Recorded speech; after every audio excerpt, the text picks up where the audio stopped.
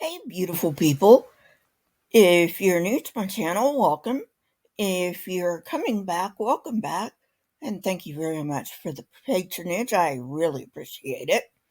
Today we're going back to Dan Biddle, who is the president of Genesis Apologetics. You would think that if these creationists really were trying to debunk evolution instead of you know, scamming people, that they would actually learn something about evolution instead of strawmanning it, but they don't.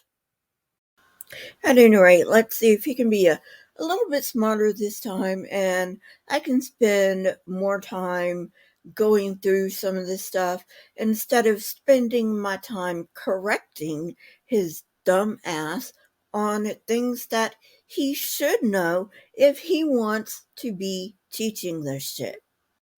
So, ball's in your court, Dan.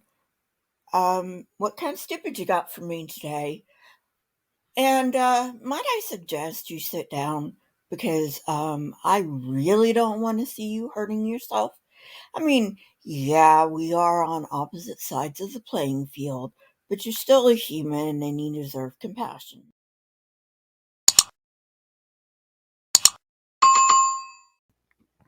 And while you're thinking about it, if you're new, why don't you go ahead and hit that subscribe button? And if you've already subscribed to me, make sure you're still subscribed because for some reason YouTube loves to unsubscribe people. Also, if you're new here, I'd like to thank you very much for giving me a chance. And for my fans and subscribers, thank you so much for coming back. You are the lifeblood of this channel.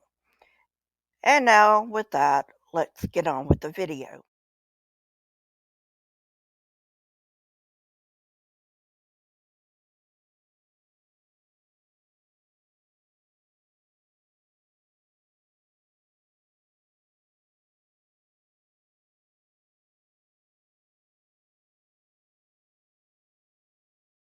Very interesting. So this stuff is technical, so we will be covering two topics tonight that we've already covered previously. And this is one. We talked about the idea of the interdependent nature of a key and a lock. A key does nothing. It's worthless without the lock socket. And same thing with the lock socket. Doesn't do anything without a key. It's an interdependent system that's just like your... Okay, so what Danny Boy's talking about here is irreducible complexity, and this is a pet theory of Dr. Michael Behe, and their main argument is that everything had to be co-created because there's no fucking way that these things could independently work on their own, and that's just not true. We will get there, and they use the I for this. Now, first of all, unless you are a young earther, you will immediately find several problems with this line of thinking, one of which there are many organisms that don't even have eyes, like, say, bacteria. There are also some multicellular organisms that do not have eyes because they live deep in caves, such as some types of fish, and they don't need eyes, so they don't have eyes because eyes are a waste of energy. Other organisms have light sensitive membranes for eyes because that's what they need to survive. And a fully functioning eye, the way we have, would be a waste of energy. And of course, I always point this out to young earthers because I know a lot about the eye. I'm a psychology major, have a BS in psychology, and you learn a lot about neuroscience in psychology, so you learn about the eye. Human eyes are completely backwards. We have two blind spots, one in each eye. The reason for these blind spots is that our optic nerve goes from the back of the eye to our brains, and there are no rods or cones in this area, being rods and cones being the visual receptors for our eyes. Um, Also, if we are the quote unquote pinnacle of God's creation and everything was designed, then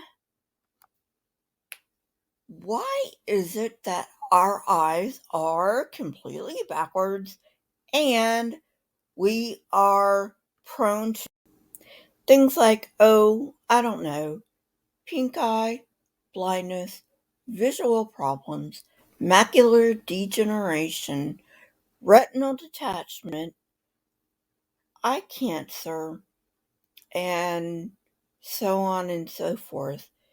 And that's my spiel for right now. It's an interdependent system that's just like your car. Your car has these 5 different components. You've got your flywheel here, which is going to start your engine. You've got a starter and an alternator and these cables that connect it to your battery. Not only do you need all 5 components, they have to be connected in the order that they're shown here. You start changing things around, you're going to blow up your battery, or you're not going to be able to start your car. It's an interdependent system that obviously demands a designer. These things. Dude, are you fucking kidding me? The watchmaker argument? Seriously? You would have been a lot better going off with Behe's irreducible complexity. At least Behe uses natural things. You're using a made thing, a designed object. But that's okay. They're similar enough to almost be the same thing and to be put to rest with the same argument. Alright, so let's go one at a time. It would be absolutely, positively idiotic for anyone to argue that car engines are not made. Because we know they're made. They're designed by humans. There's never been a car engine in the history of ever that has not been designed and made by humans. On the other hand, we have no such luck with natural things. But let me entertain, just for fuck's sake and a little giggle, that there was a designer for nature and the human body. That designer ought to be fired, don't you think? We've already talked about the eye. What kind of a fucking designer worth shit is going to make our eyes backwards? Not only that, but what kind of a designer would put the poop chute next to the birth canal? Randomly. The human ear trumps the lock and key, and it trumps the starting system by a factor of about 1,000,000 because we have 5 separate systems here. So you've got your outside ear pinna, which is designed for trapping air molecules that I'm pushing around the room here. Goes down 3 inches to your tympanic membrane, wiggles these 3 little tiny bones that upsample the pressure by another factor of 22 when it gets into your cochlea, which is filled with fluid, that convert this leverage system to a hydraulic system, to a chemical system, then to an electrical system. SSDD, dude. Same shit, different day. Or, more appropriate to this situation, same evidence, different example. Seriously, go back to elementary school and learn how to English because this is annoying. So, because it's the same evidence and just a different example, I really shouldn't go any further than this, but hell, I'm a nerd, so I'm gonna go further than this. And by the way, you are vastly oversimplifying it, okay? So, I found this clip that gives a very simple, very quick overview of the auditory system.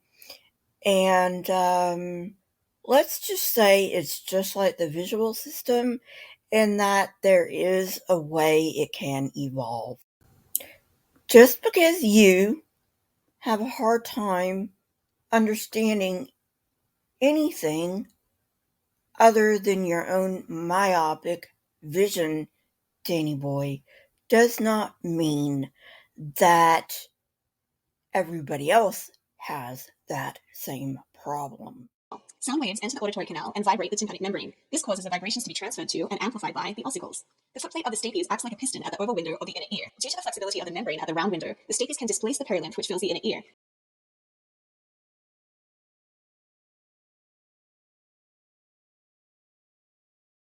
thus allowing vibrations to enter the cochlea. The corridor leading to the round window is found within the spiral portion of the bony labyrinth, known as the cochlea. Vibrations produced by the stapes are drawn into the spiral system and return to meet the round window. Vibrations ascend to the apex of the cochlea via the scala vestibuli. The descending portion of the passage is called the scala tympani. The scala media is situated between the scala vestibuli and the scala tympani, and is filled with a fluid called endolymph.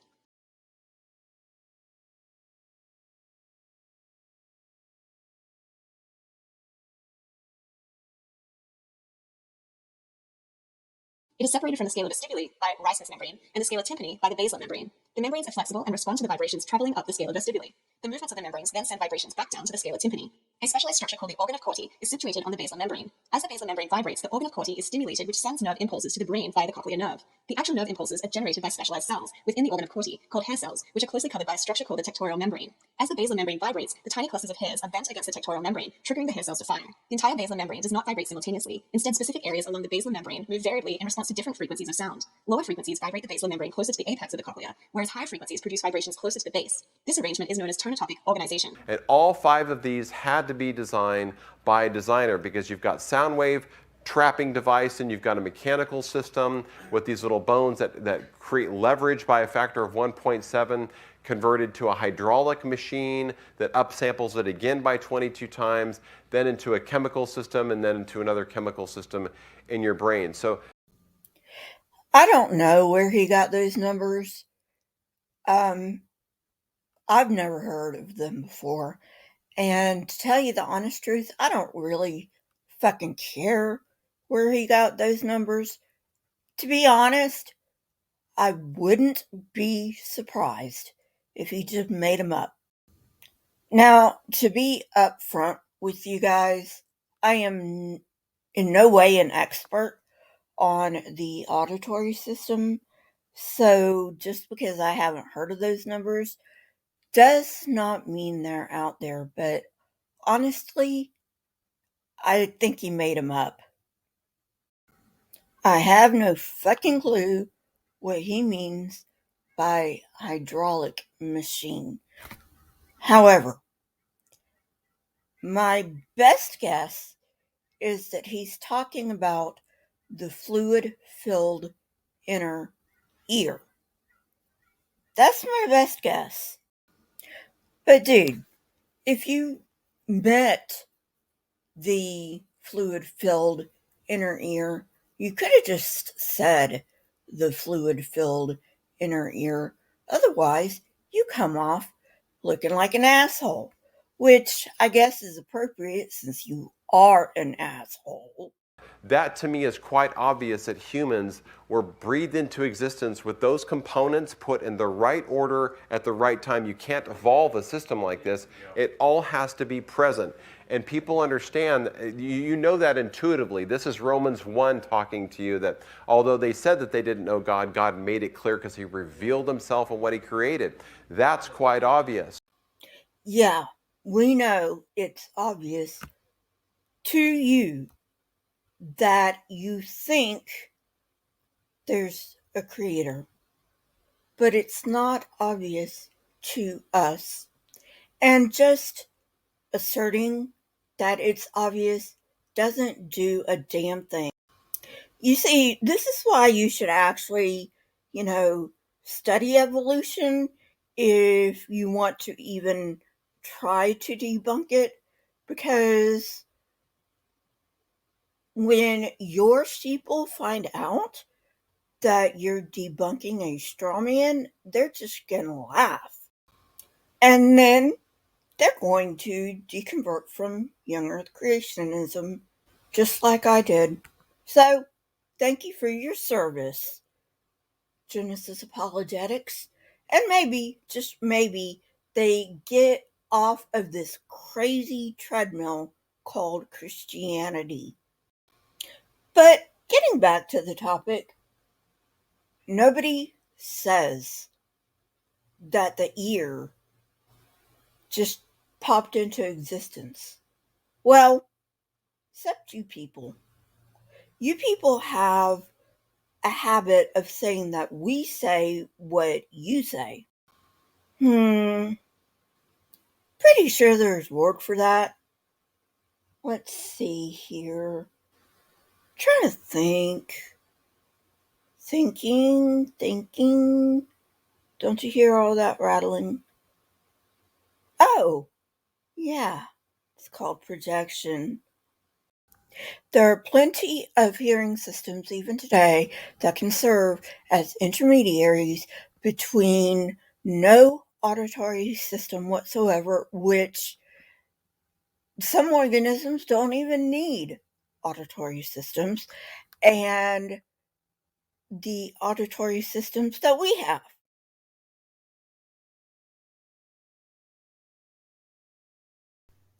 Well, friends, I wanted to give you your weekly dose of stupid, but like all things, you can overdose on the stupid, so I'm gonna call it quits for now. Thank you for watching. I put a lot of clips in here because there were some things I wasn't quite sure about, so other people who know a lot more than I do about these topics would be the ideal ones to explain these topics, which is why I put in clips of them explaining. Plus, I mean, come on, they do it a lot better than I could. So, anyway, thanks for watching. If you like what I do, please subscribe to this channel if you have not already. Please like the video. It pumps up the algorithm. Leave a comment down below. That also helps the algorithm. And please share this video, especially with any young earth friends. If you are financially able, please join this channel. You can join for as little as 99 cents a month. You get custom emojis and you also get these debunks early. So only if you're financially stable.